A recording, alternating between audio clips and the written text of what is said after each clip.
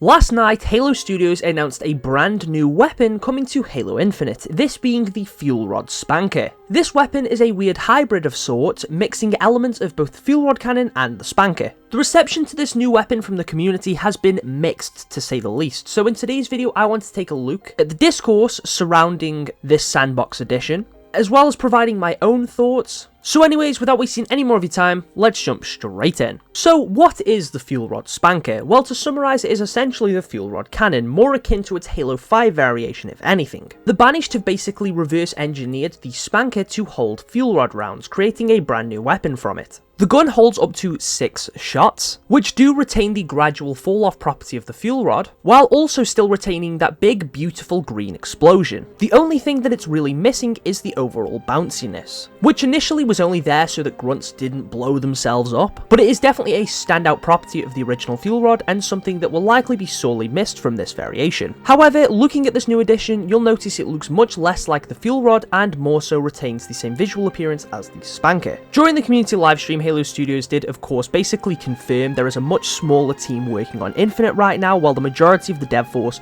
works on upcoming projects, which means they're basically just working with the resources they have at hand. During the last update, the winter update, we had the addition of the MA5K Avenger. This reused assets from the assault rifle, reused animations, but functioned much more like an SMG. And similar to the Avenger, the new fuel rod does of course reuse some elements of the Spnkr. It does have an extremely similar silhouette and shares the same animation, so I can understand why some people would feel disappointment towards this weapon's appearance. Now personally, I believe if Halo Studios really want to sell that this is a Banished reverse engineered weapon, it probably should have had more of a Banished colour palette. Make it look more similar to a mix of the Ravager and the Spnkr, as opposed to essentially giving the rocket launcher itself a gold paint and a more rounded silhouette. Don't get me wrong, I don't dislike how this weapon looks. I do think it's a cool way of working what they have and making something new, because despite the visual similarities, the function will be entirely different, and it's something I definitely look forward to trying out myself. However, one of the primary arguments against this new edition is of course the fact that they do have access to the Halo 5 fuel rod model, and that has been within Infinite's files for quite some time.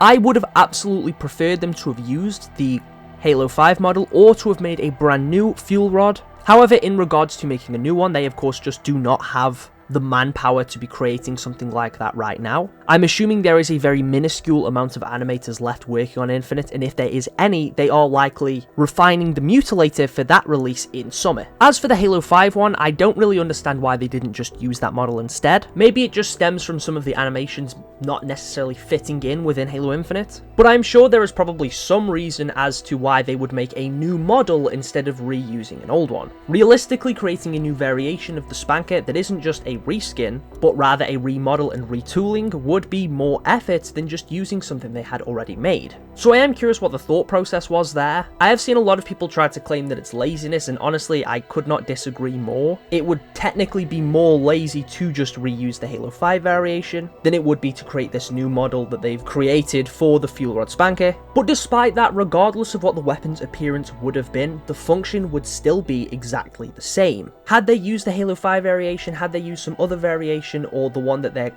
currently using, the gun likely wouldn't function any differently. If anything, it just kind of backtracks us to another argument the community had a little while ago in regards to weapon models. As of Season 3 with Halo Infinite, the weapon models started to massively improve, where some of these weapon skins started to look like entire overhauls. I remember some people getting very upset that the Combat Evolved Assault Rifle was just a model as opposed to its own weapon, and similar instances with some of the various Banished weapon models that have been added to the game, like Red Steel Tooth, or the recent sniper weapon model that is in the Inciter bundle.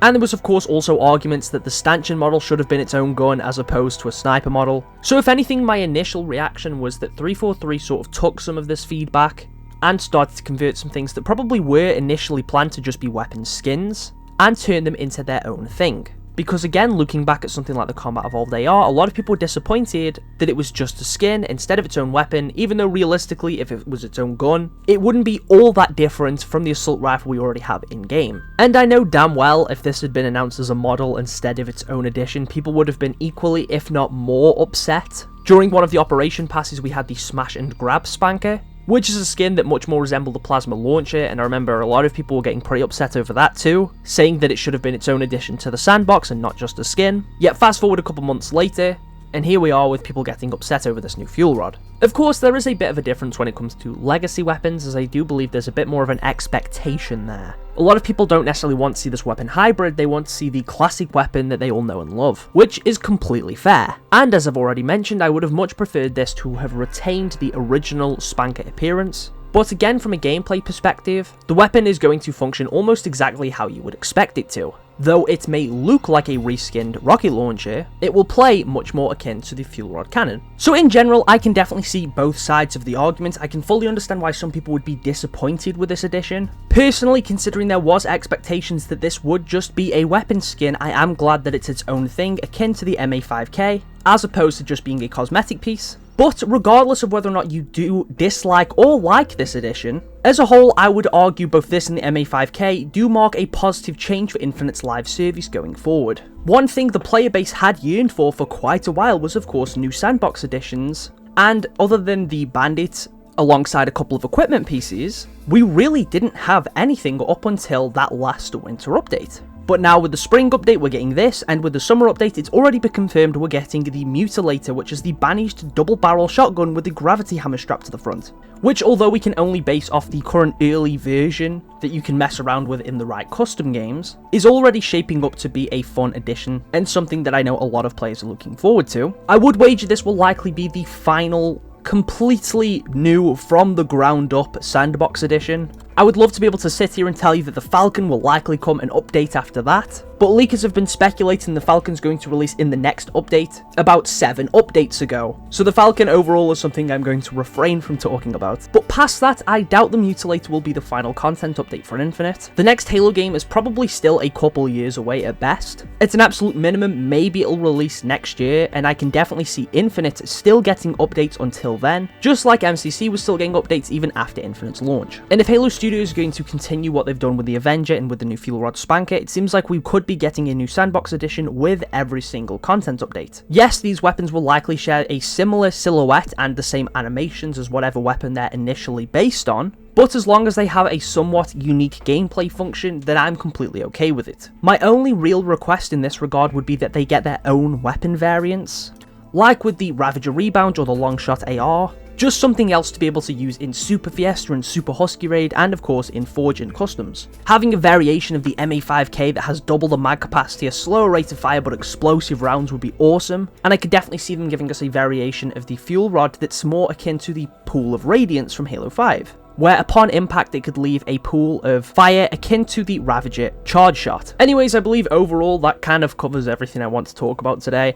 Again, I can completely see both sides of the argument. I get why some people would be annoyed with this edition and would of course prefer the Fuel Rod to look like the Fuel Rod. For me, I still play Infinite, I still enjoy Infinite, and I'm happy to have a new sandbox edition. Yes, I would prefer it to look like the Fuel Rod cannon, but as long as it plays like the Fuel Rod cannon, I don't mind too much. And if it means we still get further sandbox editions in future, then personally I'm all for Halo Studios reworking some of the stuff they already have at hand in order to deliver new content for players, aside from just cosmetics. Would definitely be nice if the update came with some new squad battle or BTB maps, however, because I feel like that would have been the perfect place to try this new gun out. Anyways, thank you all for watching, let me know what you all think down in the comments, and I will catch you all in the next one.